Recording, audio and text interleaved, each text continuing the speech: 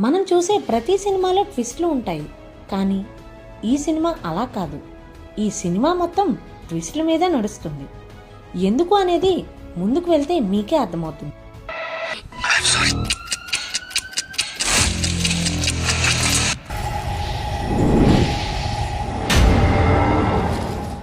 Hello friends, welcome to our channel cinema సత్తా. So late చేయకుండా forgotten అనే ఈ కొరియన్ థ్రిల్లర్ కథను మనం ఇప్పుడు మొదలు పెడదాం. ఈ కథలో అన్న యూ సియోక్, తమ్ముడు జిన్ సియోక్ ఒకరోజు వాళ్ళు కుటుంబంతో కలిసి కొత్త ఇంటికి మారతారు. ఇంటిని చూసిన వెంటనే జిన్కి ఒక విచిత్రమైన ఫీలింగ్ వస్తుంది. ఇది నాకు ముందే తెలిసిన ఇంటిలా అనిపిస్తుంది అని అన్నతో చెప్తాడు. కానీ అన్న నవ్వుతూ అదేమీ కాదురా అని తీసుకెళ్తాడు. ఇంట్లోకి వెళ్ళిన తర్వాత అక్కడ ఒక గది లాక్ చేసి ఉంటుంది. ఆ గది ఓనర్ స్టోరేజ్ కోసం లాక్ చేశాడు, 1 నెల తర్వాత తీసుకెళ్తాడు అని చెప్తారు. అందుకే ఇద్దరు అన్నదమ్ములు ఒకే గదిలో పడుకుంటారు. ఆ రాత్రి జిన్కి పైనుంచి వింత శబ్దాలు వినిపిస్తాయి. తల్లిదండ్రులకు చెప్తే మాకు ఏమీ వినిపించడం లేదు అని అంటారు. సస్పెన్స్ ఇంకా పెరుగుతుంది. జిన్ భోజనం చేసి పైకి వెళ్ళి తన రూమ్లో కూర్చొని పాటలు వింటూ ఉంటాడు. మళ్ళీ తనకు అదే శబ్దం వినబడుతుంది. జిన్ నెమ్మదిగా ఆ లాక్ చేసిన డోర్ దగ్గరికి వెళ్తాడు. డోర్ తెరవబోతుంటే సడన్గా వెనక నుంచి ఎవరో చేయి వేస్తారు. అది ఎవరో కాదు, జిన్ వాళ్ళ అన్న యూ సియోక్. ఏం చేస్తున్నావు ఇక్కడ అని అడిగి, వర్షంలో ఇద్దరూ నడుస్తూ ఉంటారు. ఇంతలో వాళ్ళ నాన్న కాల్ చేస్తారు. జిన్ని, నువ్వు ఇక్కడే ఉండు, నేను వచ్చేస్తాను అని యూ సియోక్ ఇంటికి వెళ్తాడు. కొన్ని నిమిషాల తర్వాత జిన్ కూడా అలా నడుస్తూ వెళ్తాడు. కానీ అప్పటికే కొంతమంది వ్యక్తులు యూ సియోక్ని కొట్టి ఒక వ్యాన్లో తీసుకెళ్తారు.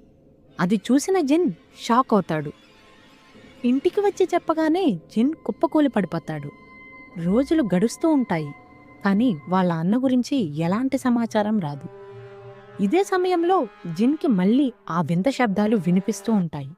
అతనికి భయంకరమైన కలలు వస్తాయి. తన ఆపోజిట్లో ఉన్న రూమ్ డోర్ ఓపెన్ అవుతుంది.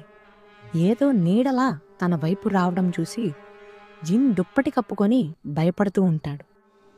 అది జిన్ ఉన్న రూమ్ దగ్గరకు వచ్చి డోర్ శబ్దం చేస్తుంది. జిన్ దుప్పట్లో చెమట్లు కక్కుతూ వణికిపోతూ ఉంటాడు.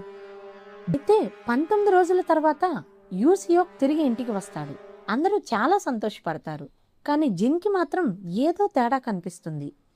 సరిగ్గా మాట్లాడకపోవడం, వింత వింతగా ప్రవర్తించడం, కొన్ని విషయాలు అసలు గుర్తులేవని చెప్పడం జిన్కి డౌట్ మొదలవుతుంది. ఇతను నిజంగా నా అన్నేనా అని జిన్ ఆలోచిస్తాడు. అయితే ఒకరోజు రాత్రి జిన్ తన అన్నను గమనిస్తాడు. జిన్ యూ సియోక్ని ఫాలో అవుతాడు. ఇక్కడికి వెళ్ళాక అందరూ యూ సియోక్ని బాస్ అని పిలుస్తారు. జిన్కి ఏమీ అర్థం కాదు. అక్కడ ఇద్దరు వ్యక్తులు జిన్ను పట్టుకుంటారు. ఇంకా ఈ విషయాల్లోకి రావద్దు అని హెచ్చరిస్తారు. జిన్ అక్కడి నుంచి పారిపోయి వేరొక చోట దాక్కుంటాడు. అక్కడే తనకు ఒక బిగ్ షాక్ తగులుతుంది. అతను దాక్కున్న వెనక నుంచి ఎవరో వచ్చి అతనికి మత్తు ఇస్తారు. అది చేసిన వాడు ఎవరో కాదు, యూ సియోక్. తర్వాత రోజు ఉదయం జిన్ లేచి చూసేసరికి ఎవరి బెడ్ పైన వాళ్ళు పడుకొని ఉండడం కనిపించి జిన్ పరిగెత్తుకుంటూ వాష్రూమ్లోకి వెళ్ళిపోయి గడపెట్టుకుంటాడు. ఏమైంది అని యూ సియోక్ జిన్ని అడుగుతాడు.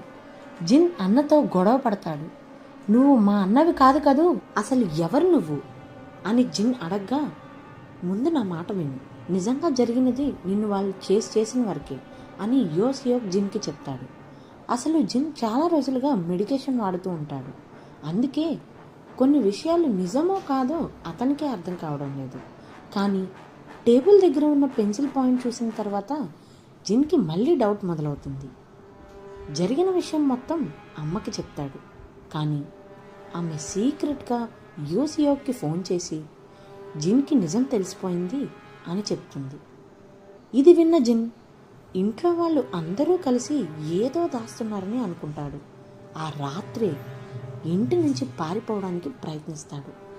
కానీ పరిగెడుతున్న అతన్ని పోలీస్ కారు గుద్దుకొని కింద పడిపోతాడు.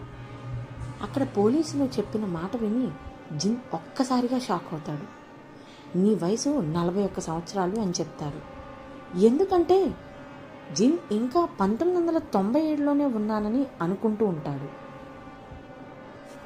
అసలు అలా అనుకోవడానికి కారణం కూడా వాళ్ళు కొత్త ఇంట్లో దిగినప్పుడు యో సియోక్ అక్కడ 1997 సంబంధించిన క్యాలెండర్ ఒకటి తగిలిస్తాడు. అయితే ఇప్పటి క్యాలెండర్ చూసిన తర్వాత ఇది 2017 అని అతనికి అర్థమవుతుంది. అప్పుడే అసలు ట్విస్ట్ బయటపడుతుంది. 25 సంవత్సరాల క్రితం జరిగిన 2 హత్యలకు కారణం జిన్నే అని పోలీసులు చెప్తారు. కానీ ఆ సంఘటన జరిగిన తర్వాత జిన్ తన గతాన్ని పూర్తిగా మర్చిపోతాడు. అందుకే సైకియాట్రిస్ట్ సహాయంతో అతని పాత జ్ఞాపకాలను తిరిగి గుర్తు చేయాలని అందరూ ప్రయత్నిస్తారు.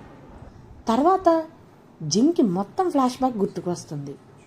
చిన్నప్పుడు జరిగిన యాక్సిడెంట్లో జిన్ అమ్మా నాన్న చనిపోతారు. అతని అన్న ప్రాణాలు కాపాడడానికి డబ్బు అవసరం అవుతుంది. అదే సమయంలో ఒక డాక్టర్ ఇన్సూరెన్స్ మనీ కోసం తన భార్యను చంపమని జిన్తో డీల్ చేస్తాడు. కానీ పరిస్థితులు తప్పిపోయి ఆ ఇంట్లోనే ఇద్దరు చనిపోతారు. అప్పుడే ఆ డాక్టర్ కొడుకే ప్రస్తుతం ఉన్న యో సియోక్ అని జిన్కి రివీల్ అవుతుంది.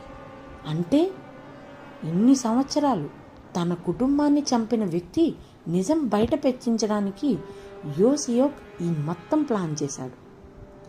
చివరికి నిజం తెలుసుకున్న జిన్ చాలా గిల్ట్గా ఫీల్ అయ్యి తట్టుకోలేకపోతాడు. అదే సమయంలో యో సియోక్ కూడా తను ఆ బాధను భరించలేక హాస్పిటల్ బిల్డింగ్ పైనుంచి దూకి చనిపోతాడు. ఇద్దరు ఒకే సమయంలో ప్రాణాలు కోల్పోతారు. ఇదే ఫర్గటన్ సినిమా కథ. చివరికి ఒక చిన్న నిర్ణయం ఎంతమంది జీవితాలను మార్చేసిందో కదా ఈ కథ చూపించింది.